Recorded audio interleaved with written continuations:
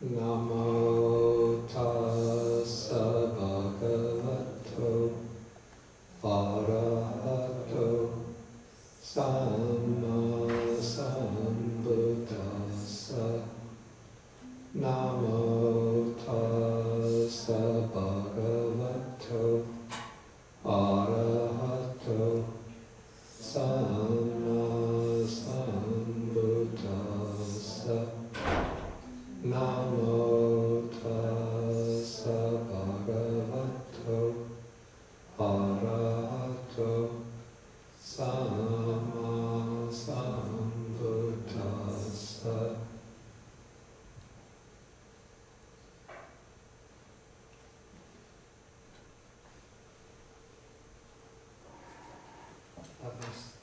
Are there not enough seats?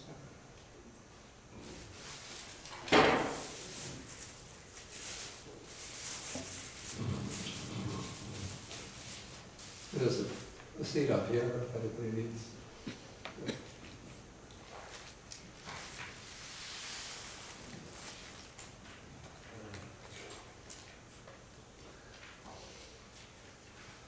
It's a little disorienting to come into a new environment, like switching over from a Windows to a Macintosh.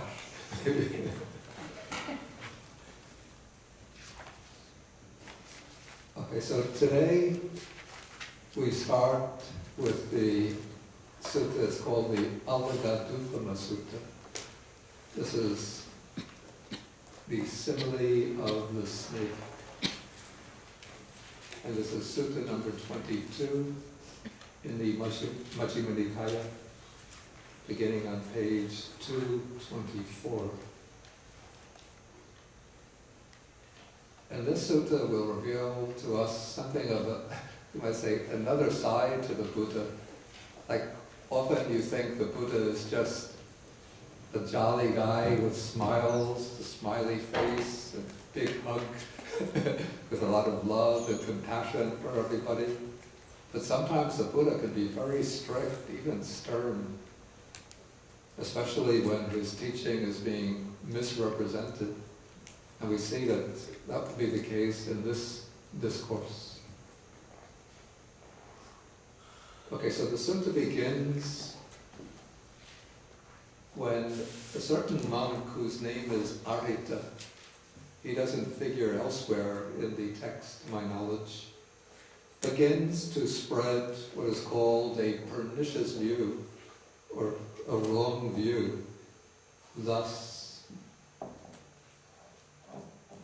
he says, as I understand the Dhamma taught by the Blessed One, those things called obstructions by the Blessed One are not able to obstruct one who engages in them. And this statement by this monk named Arita is actually a direct contradiction to what the Buddha himself says, since the Buddha has pointed out that certain things or certain activities are obstructions, that is, obstructions to the fulfillment of the spiritual life, to the attainment of awakening or liberation. And here, Arita is saying that these are not obstructions, that they're not able to obstruct one who engages in them. And in Sutta number 12 in the Majjhima Nikaya, this is the greater discourse on the lion's roar, the Buddha speaks about what are called the four, sometimes translated the four kinds of intrepidity, or maybe more simply, the four kinds of certainty that the Buddha has regarding his teaching. For those who have the whole book, this is on page 167. And it's in paragraph 25. He says, I see no ground on which any recluse or Brahmin or anybody at all could accuse me thus those things called obstructions by you are not able to obstruct one who engages in them. So this is the third ground of intrepidity, or third ground of certainty that belongs to Buddha, or the Tathagata. And so this monk named Arita is directly rejecting, or explicitly rejecting, that ground of certainty, that ground of self-confidence of the Buddha. And the Pali version of this sutta, it's a little bit indirect or implicit when it speaks just very generally about those things called obstructions by the Blessed One. But there is a Chinese counterpart to the sutta in the Majjhima Agama, Jomna Hanjing. It's sutta number 200 in that collection. And it states quite explicitly that the monk Arita is proclaiming that the indulgence in sensual pleasures is not able to obstruct one who indulges in them. Okay, so now as Arita is going around explaining his understanding of the Dhamma, then some of the other monks hear about this, and then they call him for questioning. They ask him, is it true that such a view has arisen in you? And then Arita answers, it is exactly so, friends. As I understand the Dhamma taught by the Blessed One, those things called obstructions by the Blessed One are not able to obstruct one who engages in them. Actually, if you were reading this text in the Pali, then when you come to paragraph 3, when the monks question Arita, they say, friend Arita, is it true that such a pernicious view as this has arisen in you, that as I understand the Dhamma taught by the Blessed One, those things called obstructions by the Blessed One are not able to obstruct one who engages in them? And then when Arita replies and says, yes, it is exactly so, he repeats that. So if you ever think you're in danger of forgetting that statement, all you have to do is read the sutta in the original and you'll have it pounded into your head about 10 times. Okay, so when Arita replies in this way, then the monks try to convince him that he's wrong. And so they press him, question him, cross-question him, and then they say, do not speak thus, friend Arita, do not misrepresent the Buddha. It's not good to misrepresent the Blessed One. For the Blessed One would not speak thus, for in many ways the Blessed One has stated how obstructive things are obstructions, and how they are able to obstruct one who engages in them. And now at this point, the monks make it explicit what Arita was actually teaching. Because they go on to say, the Blessed One has stated that sensual pleasures provide little gratification, much suffering and despair, and that the danger in them is still more. And then they bring in these similes. Some of them seem a little bit on the severe side. Okay, with the simile of the skeleton, with the simile of the piece of meat, the simile of the grass torch, the simile of the pit of coals, the simile of the dream, the simile of borrowed goods, the simile of fruits on a tree, the simile of the butcher's knife and block, the simile of the sword stake, the simile of the snake's head. The Buddha has stated that sensual pleasures provide little gratification, much suffering and despair, and that the danger in them is still more. Then if one wants to find what is being indicated by these similes, one finds these similes treated explicitly in Sutta number 54 of the Majjhima Nikaya.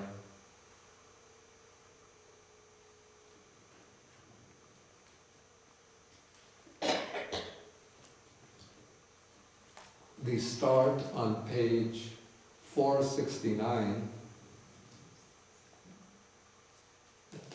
You have the full book on paragraph 15. I won't read the whole simile, but I'll just sort of recapitulate or summarize what's indicated in each simile. Okay, the simile of what is called the skeleton, it's actually a chain of bones without meat, smeared by blood. And the simile is that of a butcher who takes a chain of bones after cutting off the meat and throws it outdoors for a dog. And then the dog goes running after the chain of bones, hoping to get a meal out of it. But all he could get are a little few scraps of meat and lick the bones, and that's all. No real satisfaction.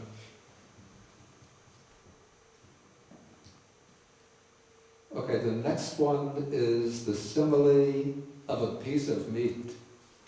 Okay, this is the case where there's a piece of meat maybe lying on a street, and then a bird, like a vulture or a hawk, descends on it and picks it up and flies away. And then other birds, other hawks or other vultures come flying after him, attacking him and clawing at him and pecking at him, trying to pull that piece of meat away from him. And so when one goes seeking after sensual pleasures, maybe one gets a little pleasure as one is enjoying it, but other people are competing with you for the same pleasure, and then creating trouble for you, injuring you, attacking you, sometimes even killing you. And so that is the danger in sensual pleasure. Okay, the third simile is that of the blazing grass torch. Okay, so this is the case of somebody who picks up the torch thinking to get light out of it, and he walks with it against the wind, and the wind is blowing in the opposite direction and blows the flames towards his hand, towards his face, and he gets burnt.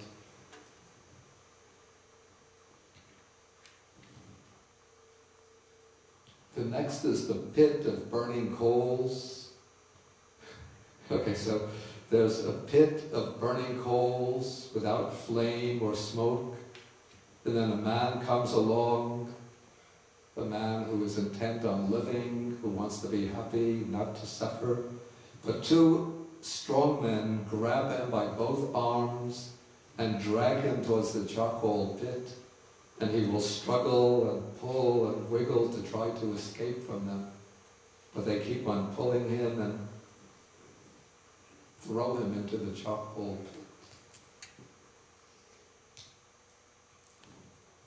Then the sensual pleasures are similar to a dream. Okay, this is like a man who falls asleep and he has a dream about beautiful gardens with lovely meadows, lovely flowers. Then he wakes up and he's back to everyday reality.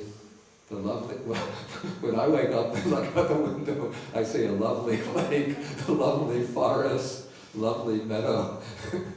But suppose one is living in the city with the elevated subway train going right outside one's window, and down on the street there are people hustling back and forth,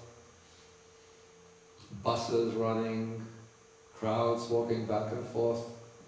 And so when you wake up and look out the window, all of the beautiful parks, gardens, lakes are gone. Okay, sensual pleasures are like borrowed goods. Okay, this is like a simile of, to put it in modern terms, it might be like a man who goes to one of these rent-a-car services.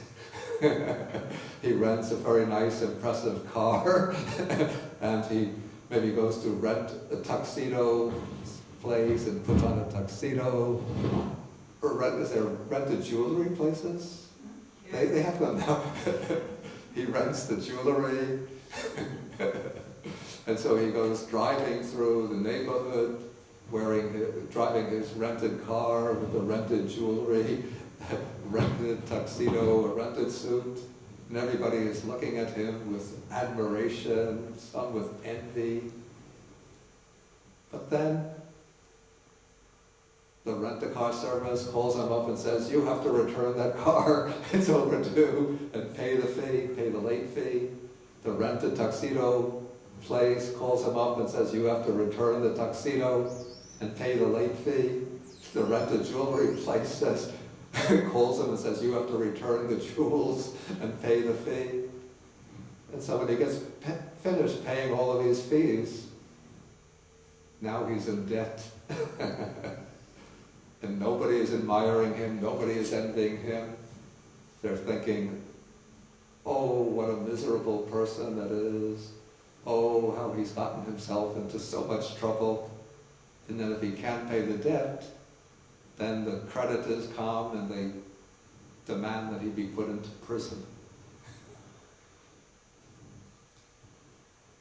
Okay, so sense pleasures are like borrowed goods. And like fruits on a tree, okay, here there's a grove or an orchard with fruit trees, and a man comes along with a bag. He wants to pluck the fruits and collect them and take them home. So he climbs up the tree with his bag, starts plucking the fruits, putting them into the bag. But while he's up high in the tree, some other men come along thinking, we need some logs of wood in order to make fire during the winter when it gets cold. Let's choose a tree. This is a good tree. We'll cut it down.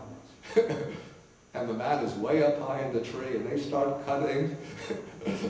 The man is yelling, hey, hey, I'm up in the tree. And the two men say, did you hear something? The other man says, no, it must be your imagination.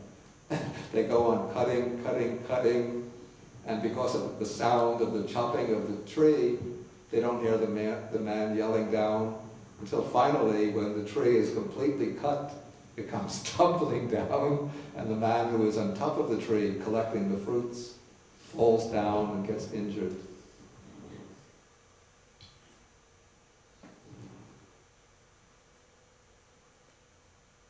Okay, so those are the main similes, and the simile of the butcher's knife and the block, simile of the sword stake, simile of the snake's head. I don't think that they're in this sutta, number 54. Yeah, but basically you could interpret them along the same lines. Okay, so the monks are here drawing upon these similes and trying to convince monk Arita to give up his view. And finally, they could not succeed in convincing him. So finally, they decide to report this to the Buddha. And so they go to the Buddha, they report what has been taking place. The Buddha then asks the monk to call Arita. Arita comes to the Buddha's presence. And then remember, this is the way the Buddha, when he wants to criticize somebody, as I pointed out, was it last week or 2 weeks ago? He doesn't immediately pick up on the reports that others make about a case of misconduct. But before the Buddha will reproach somebody, he first will ask the person who's being criticized whether the reports that are being spread about him are true. So he wants the person to admit on his own that there's some validity to those reports. So he says, is it true that you have been spreading this pernicious view, as I, again, repeats the same thing, as I understand the Dhamma taught by the Blessed One, those things that the Blessed One calls obstructions are not able to obstruct one who engages in them. Arita admits this, and then the Buddha criticizes him.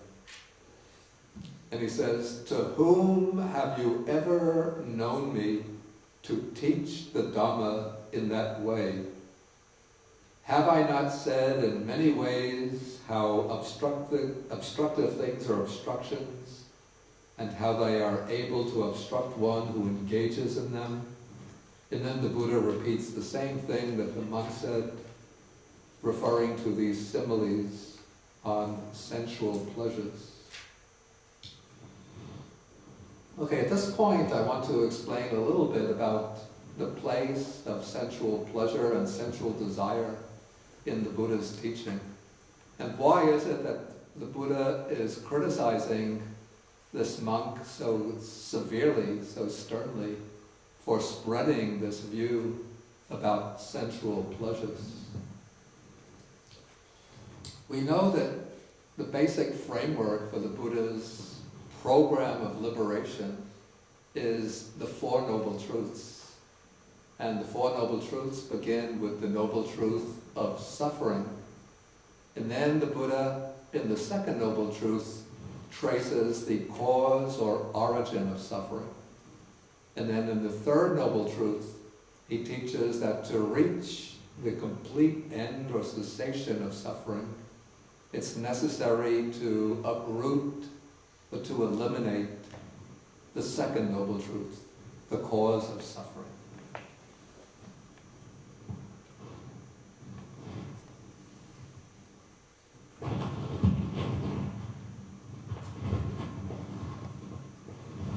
Okay, so the second Noble Truth teaches the cause of suffering.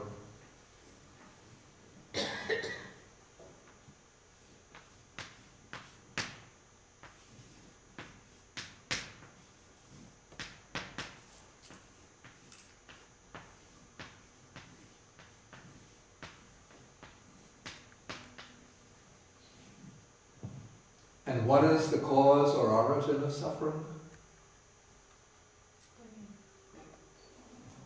Clinging, of course, is part of the process, but the more fundamental factor. Craving. Craving is the one that's, the word that's usually used. Craving.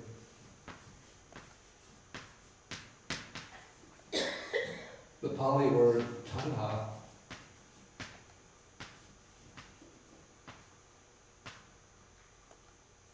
actually, one could see it more clearly in the Sanskrit word.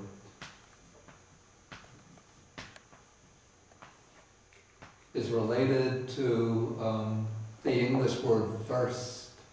So this is the thirst in the sense of a kind of blind, compulsive desire. And then the Buddha, in numbers of suttas, dissects or analyzes craving into three types. And so we have the first is kama tanha, which is the craving for sensual pleasures. The second is bhava tanha, which is the craving for becoming, for continued existence. And then there's vibhava tanha. Say this is the craving for non-existence, or for craving for annihilation. But the one that concerns us here is the craving for sensual pleasures. So this is, we could say, it's probably of the three, it's the most immediate form of craving, the one which is usually functioning most actively in our minds most of the time. And so we're usually compulsively driven to try to find satisfaction through the senses, by indulging the senses in order to experience sensual enjoyment.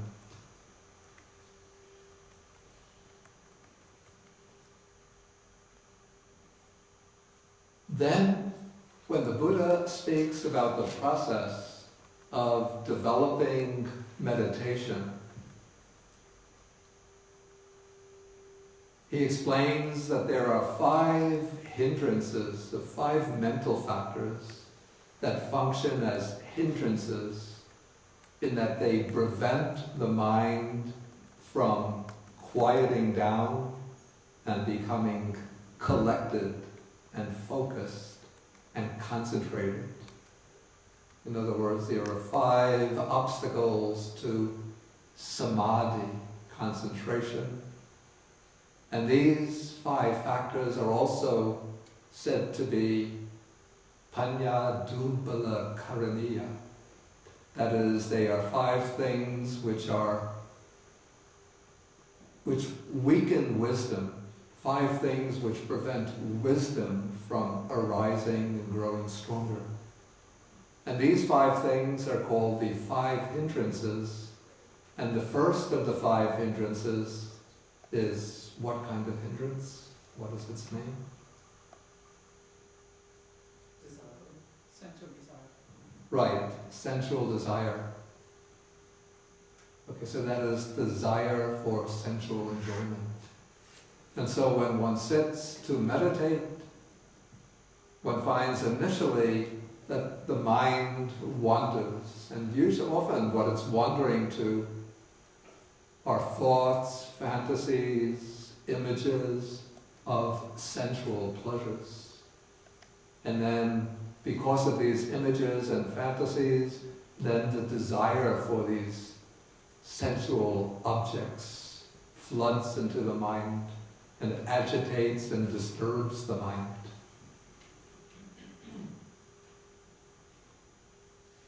Okay, and so to help his disciples overcome sensual craving and sensual desire, the Buddha taught a gradual process, and he formulated his teaching differently for people in different walks of life, for different lifestyles.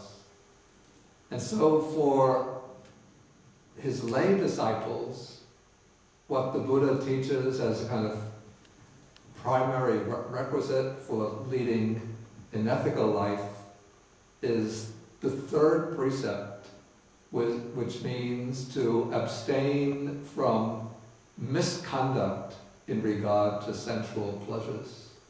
And this means specifically to abstain from what is called sexual misconduct. And this has a very specific meaning. It doesn't mean, some people say, like the modern interpretation, that abstaining from sensual misconduct means that one shouldn't enjoy sense pleasures. But that is not really what the Buddha is saying. There's no prohibition on lay people from enjoying ordinary sensual pleasures. It doesn't even mean that for lay people to enjoy sexual pleasures, they have to be in a legal marriage. If 2 mature, independent people want to have a sexual relationship and they're not bound to others who will be hurt, they can do so, and that's not a violation of the 3rd precept. The 3rd precept doesn't require a monogamous relationship. The Buddha was living in a period where kings and princes would have maybe several wives and several concubines, and they became the Buddha's followers. And the Buddha didn't say you should only have 1 wife, get rid of the others. But what the 3rd precept prohibits is having a sexual relationship that violates a commitment that one has made oneself to another person, or to have a sexual relationship with somebody who is under the protection of another, or who is in a committed relationship to another person. So that would be, I think, correspond to what we call adultery.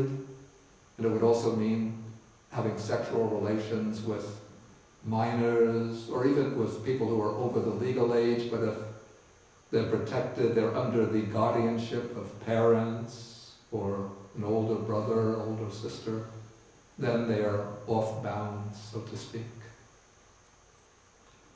So that is the ethical precept that the Buddha has laid down for lay followers as the guidance in everyday life.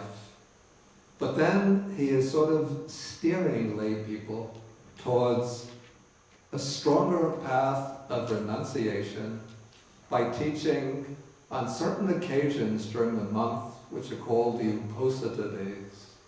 These would be, according to the lunar calendar, the full moon day and the new moon day, or the dark moon day. He commends the undertaking of 8 precepts, and in the frame of the 8 precepts, the 3rd precept is changed from abstaining from sexual misconduct to observing celibacy.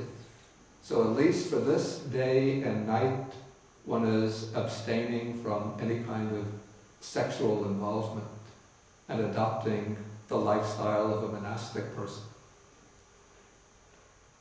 Okay, but now when one decides to move from the household life into the monastic life, then one, in principle, makes a commitment to undertake the full training, which is directed towards overcoming the causes of suffering, particularly to overcome craving in all of its forms. But in actual practice, that will mean overcoming the expressions of craving for sense pleasures.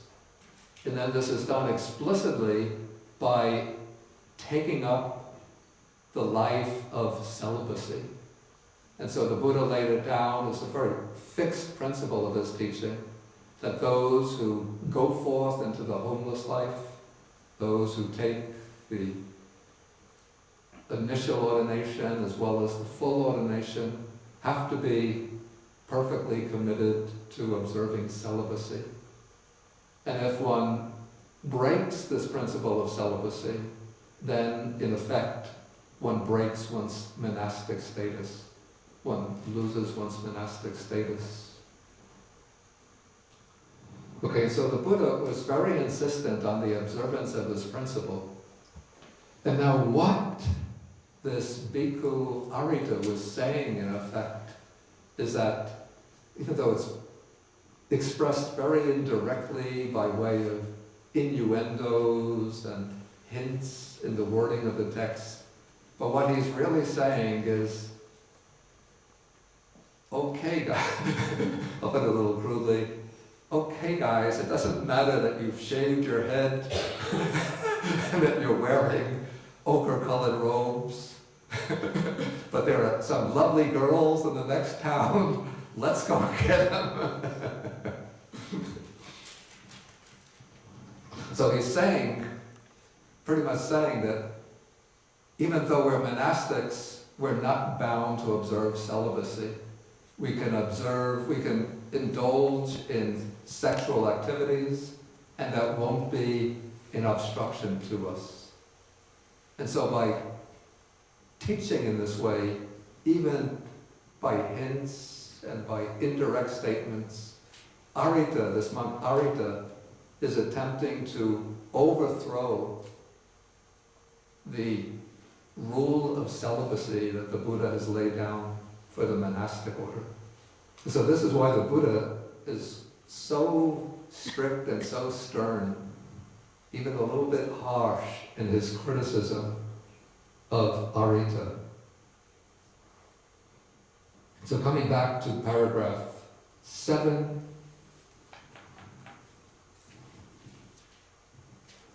he turns to the other monks and he says, has this monk Arita kindled even a spark of wisdom in this Dhamma and discipline? Then the monks say, how could that be? No, that he hasn't. Okay, when they say this, then this is a stock description when somebody is defeated in a discussion or debate. The monk Arita sits there silent, dismayed, his shoulders drooping, his head down, glum, and without response. maybe your son Ben, he knows this from his debating team. He defeats his opponent in debate, then the student sits there silent, dismayed, shoulders drooping, glum, without response. Okay, then the Buddha says, now I'm going to question the monks about this.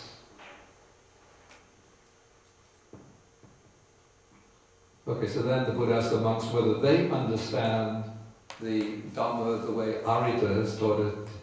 And the monks say, again, this gets repetitive, no, Venerable Sir, for in many ways the Blessed One has stated how obstructive things are obstructions, and so forth. Then the Buddha says, good monks, it's good that you understand the Dhamma taught by me thus. He repeats everything. And then he makes a very interesting statement in paragraph 9. He says that one can engage in sensual pleasures without sensual desires, without perceptions of sensual desire, without thoughts of sensual desire. That is impossible. It seems that what Arita might have been saying is that it's possible for us, being monks, we can go out and engage in sensual pleasures, which again, this really means engage in sexual relations without being defiled, hindered, and obstructed by sensual thoughts, by perceptions, that is, perceptions that grasp upon these sensually enticing aspects of form, sound, sense, and so on, and without thoughts of sensual desire. So in other words, Arita seems to be recognizing that perceptions of sensual desire, thoughts of sensual desire, the desires themselves, those are hindrances, those are obstructions. But it's possible to engage in the activity without being hindered by them. Now in the case of food, say eating, there are like two main activities that bring sensual pleasure. One is sexual activity, the other is eating or food. But everybody, at least to my knowledge, has to eat in order to survive. They say that there are some people who are able to live just on air, by breathing the air, and they can get all the nutrition they need from the air. I haven't met one yet. And if I were to meet one, I would want to take a little look behind, inside the cave where he's living, to see whether he has a stash of bananas there.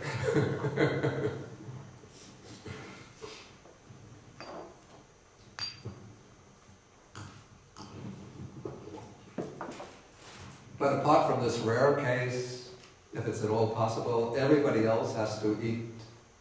And normally, eating will excite. Well, if we don't get food for some time, or don't get the exact food that we want, then we start thinking about the food that we want. If 2 weeks go by and there's no ice cream served up in the dining hall, then even though I might have very delicious Chinese, vegetarian food, fruits, even cake, but no ice cream, 2 weeks have gone by. I go back to my room, have to write something, thinking ice cream, sit in meditation, in breath, out breath, ice cream, ice cream.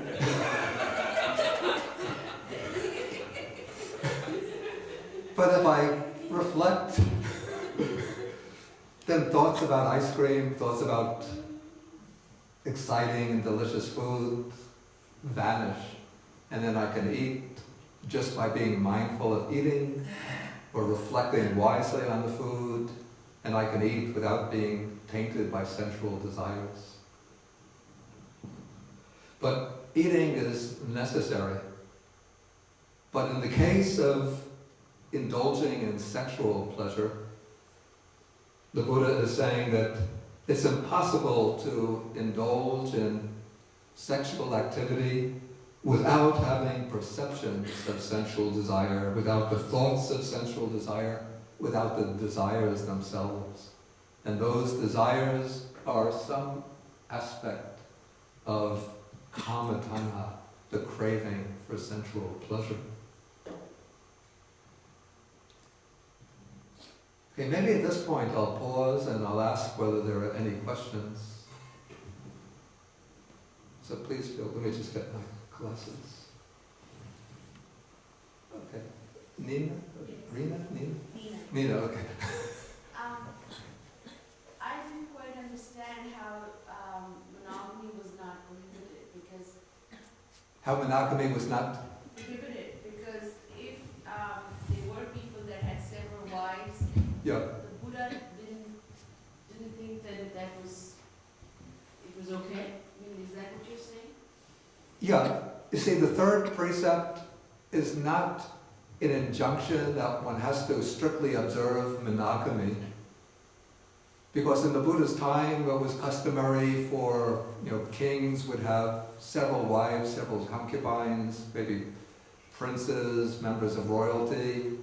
Probably the Buddha himself before his renunciation, though the text usually speaks about him becoming married to his wife Yasodhara, but it's said that he lived in 3 palaces, one for each season of the year, and in the palaces he was surrounded by dancing girls, dancing musicians, female musicians.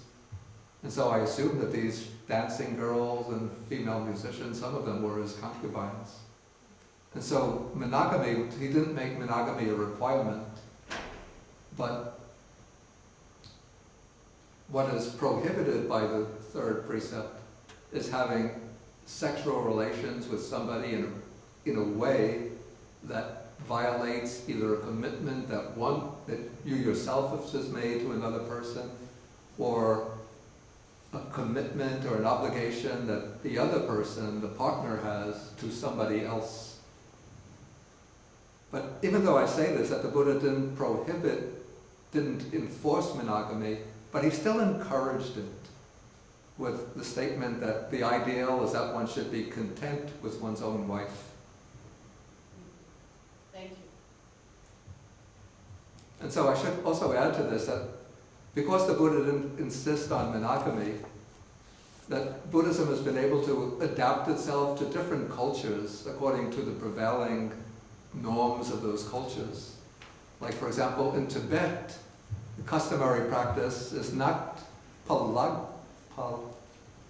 Polygamy means one man has several wives, but the opposite, polyandry, where one woman will take several husbands. Why that happened in Tibet, I don't know. I don't know enough about the culture. But that is just the customary practice. But once the woman enters into relations, takes on several husbands, then that becomes a committed relationship between that one woman and her several husbands. Even though it involves hurting people. It what? Even though it involves hurting people. It winds up? Even though it involves hurting people. No, it doesn't hurt the people. Well, it does, because, I mean, if your husband is having another wife, it does have an impact. Oh, that is true, actually. That is true. So it does hurt. That is true, yeah. So maybe he just relented according to the customs, but I can't imagine that ethically he would have accepted it.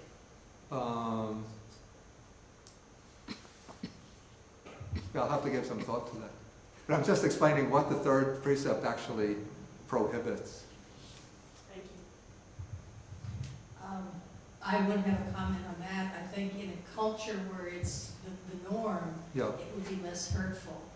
Yeah, in itself it would be less hurtful, but there was often a tense relationship in, say, households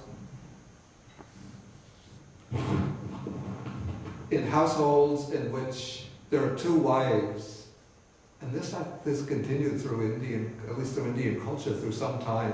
It said like one of the most undesirable positions in life is to be the second wife in a household where there's a senior wife, because then the senior wife boss. This is the reason it becomes hurtful. It's not because of the relation between the women and the husband, but really, there's no joke in this, but because the senior wife bosses around the junior wife and makes her do the housework and maybe do the cooking and do the laundry, while the senior wife just enjoys the privileges of her superior position. My question is a little more linguistic. Is there a translation issue? And what comes across as an absurdity in this, that an obstruction doesn't obstruct. Are there different words being used in the original? It's actually the same, basically the same word. Okay. Yeah. So it seems like a contradiction. What Arita is saying is a contradiction, which is what makes me suspect that he was probably really saying something different, something more explicit, but the way it got phrased or formulated in the text, it was formulated in this way. I don't know why.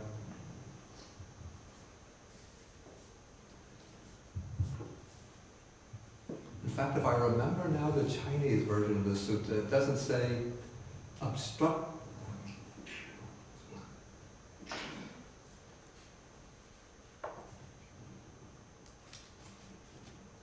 It doesn't say that this monk Arita is claiming that obstructive things called obstructions by the Blessed One are not able to obstruct one who engages in them. But it puts the point more explicitly. It says sensual desires are not able to obstruct one who indulges in them.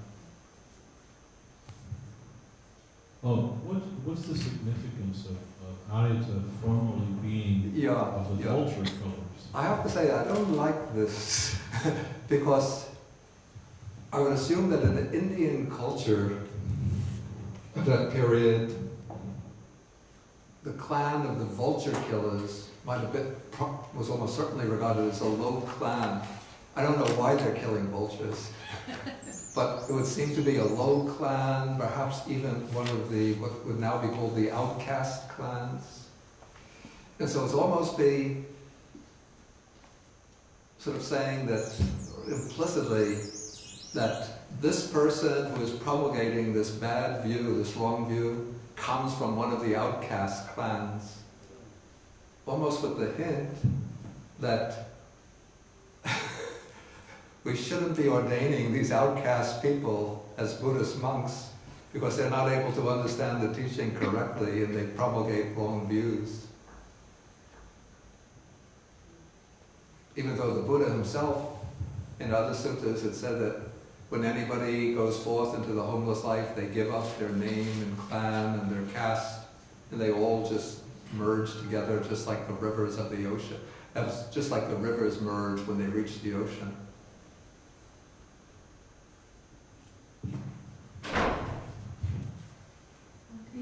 This Arita's wrong view refers exclusively to sexuality. So what the Buddha is opposed to is just sexuality for monastic people, or is his wrong view does his wrong view refer to sensual pleasures in general, in the broader sense, through the five senses? I would say that perhaps both senses are being indicated here. That in a way, of course, the indulgence in sensual pleasures is a hindrance in the more general sense, in that it's an activation of sensual craving and of sensual desire, and so it will function as a hindrance in the development of the mind. But I think the reason why it causes such a rustling of robes in the Sangha is that he seems to be saying that it's okay for the Buddhist monks to indulge in sexual activities. In fact, the way the commentary, which is not always to be trusted, but anyway, the way the commentary tries to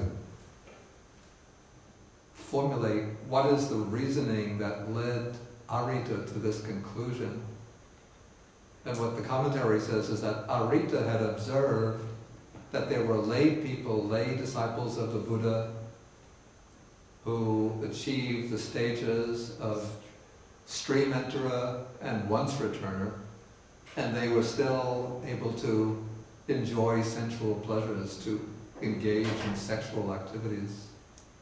And so then Arita reflected, well, if lay people could achieve the paths and fruits, the first two stages of awakening, without having to observe celibacy, why shouldn't we as monks be able to do the same thing?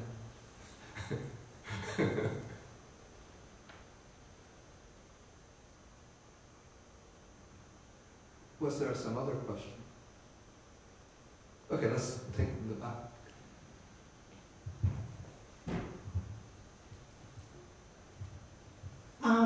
Really quick, I was just wondering, was Buddha against having sexual consorts? You mean a relationship outside of marriage by a consort? Yes, like in tantric practices. Oh, I see. You mean in tantric, the kind. In the early teachings, I don't think one would find any way to